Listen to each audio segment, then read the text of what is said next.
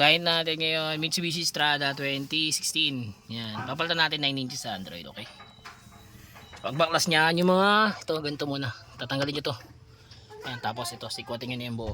Yan, sa pagbaklas niyo ito, dito, sikwatin niyo dito. Yan. Gamitan niyo na ito. Yan, sikwatin niyo na ito. Paikot yan.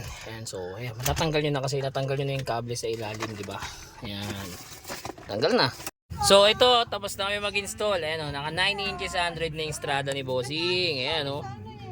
Yan, syempre ito, kasama pa rin yung reverse camera. Ayan. Tapos, itong kinabit natin dito is 464 na. 4GB RAM, 64GB ROM. Tapos, meron na tong Android Auto, Apple CarPlay. Yan. Tapos, meron na rin tong SIM slot. Yan. Ito yung SIM slot niya. Ready 4G siya. Tapos, ito, meron na rin to, naka-ready na rin to sa sa 360. Camera 360. Yan, naka-ready na rin 'yan.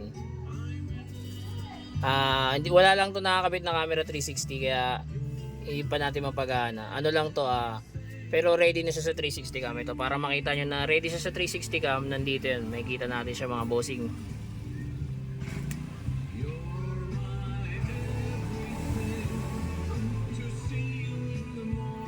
Ayan o. Ayan, naka-ready siya sa 360.